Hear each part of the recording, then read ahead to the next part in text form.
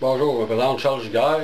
À ce soir, je vais parler d'une coupe de panoplie de leurre, quelques trucs de pêche, ainsi que les poissons à peau naturelle, les meilleures imitations pour capturer les prédateurs et les poissons sportifs.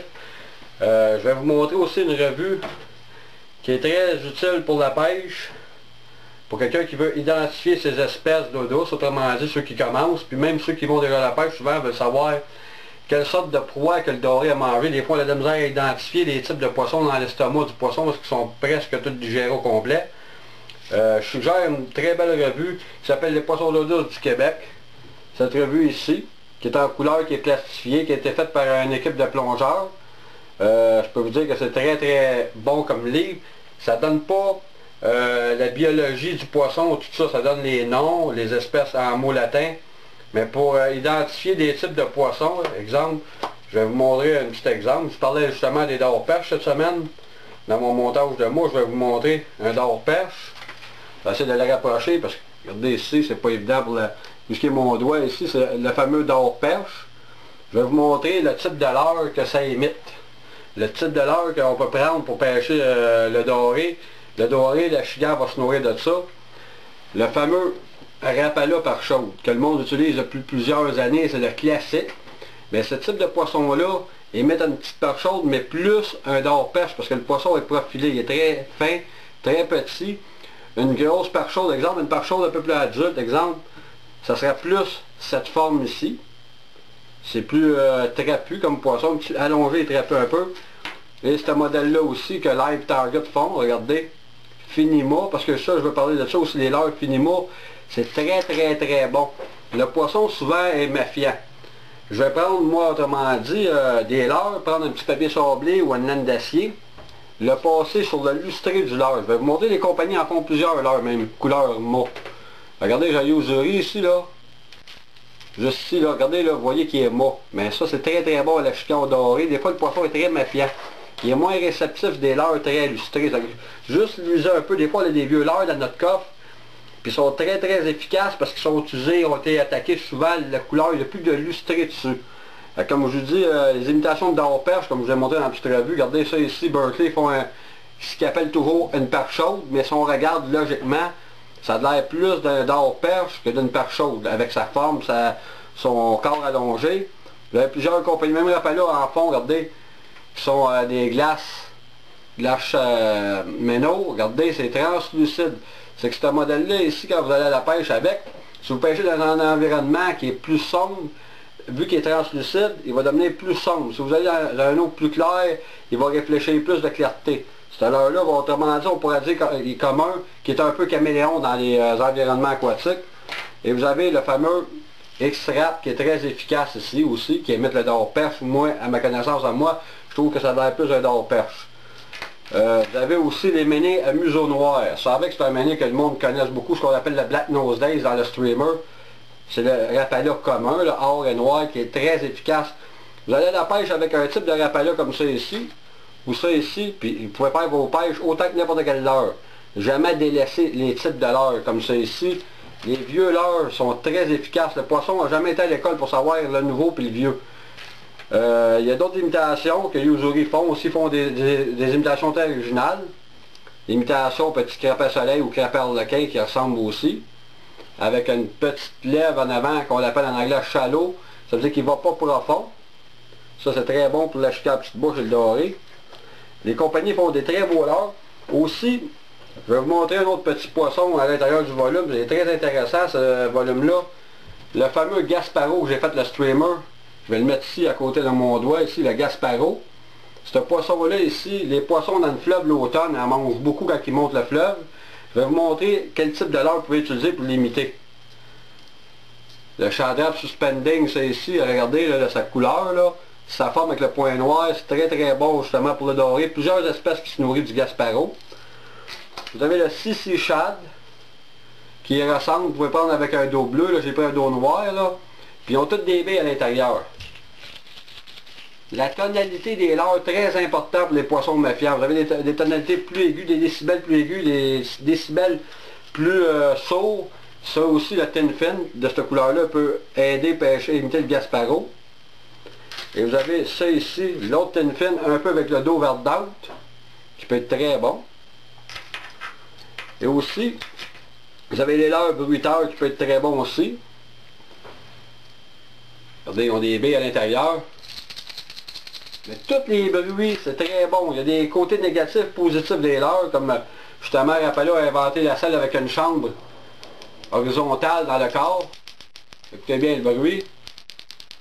Mais ça, là, je peux vous dire, cette année, là, le monde, puis l'année passée qu'on pêche avec ça, qui ont vraiment concentré du temps là-dessus, c'est très très efficace pour toutes les espèces. Vous avez la compagnie Spro qui en fait un autre modèle.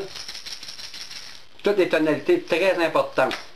Aussi, vous avez des compagnies, regardez le fameux Rapala articulé. Jamais elles n'ont plus dédaigné ça.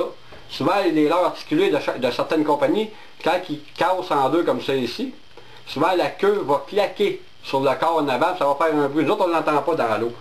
Mais ça va faire des bruits un peu plus sourds, plus discrets, puis le poisson va être porté à sauter dessus encore plus. En même temps, comme je disais, cette petite revue-là ici, là, vous devriez vous procurer ça justement si vous voulez faire des cadeaux.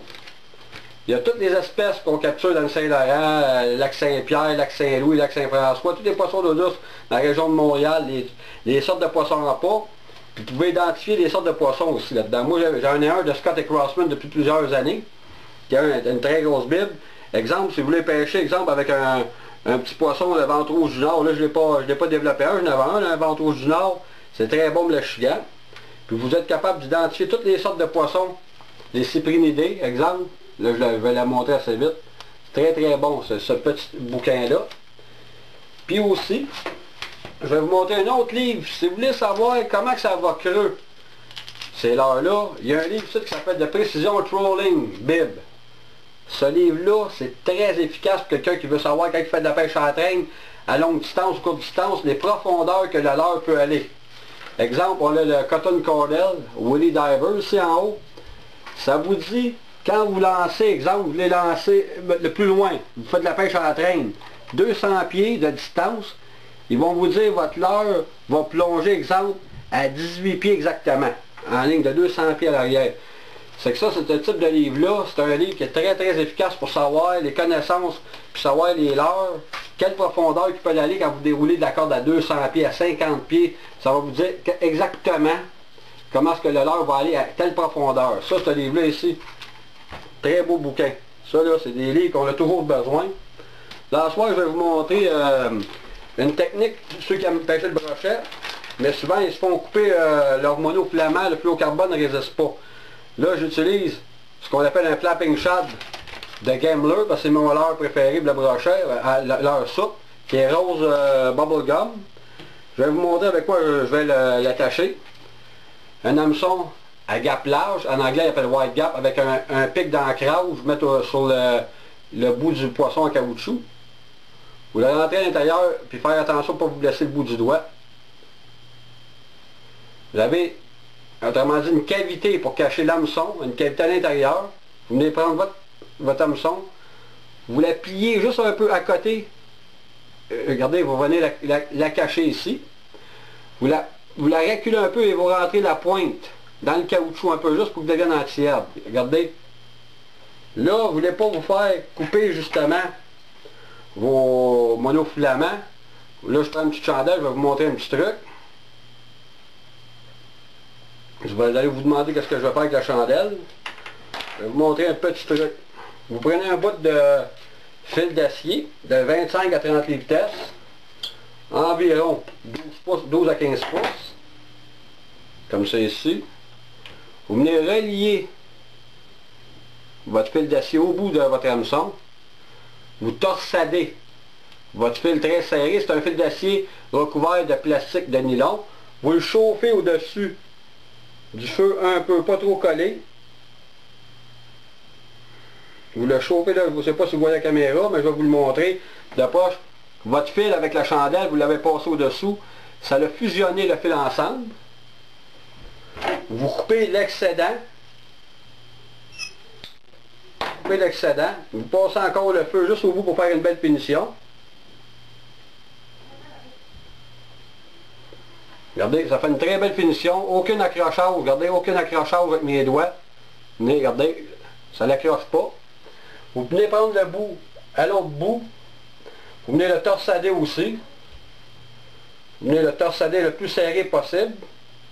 Vous le passez sur le dessus de la pointe du feu. Je vais le chauffer lentement pour le faire fusionner. Regardez, là, vous le tenez coincé là, vous passez vos doigts dessus. Là, il est fusionné. Vous prenez votre pince coupante, vous enlevez le bout. Regardez, vous avez complètement un fil d'acier relié à votre leurre de caoutchouc, avec aucun accrochement dessus, ça n'est plus d'envie, puis ça, regardez, c'est très souple. Le leurre ne peut pas rester tout croche sur le fil, ça bouge, le mouvement se fait quand vous saccadez des coups sur votre leurre. Je vais vous montrer une autre petite technique avec la fameuse chandelle. Quand vous avez des leurres de caoutchouc souple, et vous voulez modifier les couleurs, des fois ils ne mordent pas sur une couleur uniforme, vous prenez un caoutchouc comme ça, vous prenez les ciseaux, vous coupez la queue ou le corps, vous prenez une autre couleur de caoutchouc, je vais vous montrer ça. Regardez là, je coupe un quart moteur huile et une queue rouge fluorescent, je la chauffe au-dessus de la chandelle. Je les fusionne ensemble. Vous les collez ensemble, les bouts. Laissez sécher.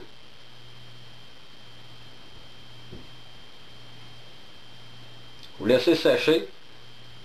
Je peux vous dire, une fois que les deux caoutchoucs sont bien fusionnés, regardez, ça vous donne un montage d'une coloration différente, puis des fois le poisson est encore plus réceptif sur un deux tons qu'il n'a jamais vu. Le poisson, on dirait qu'il enregistre les formes ou les couleurs, puis après un certain temps, regardez comment je tire là. Je venais de fusionner un leurre.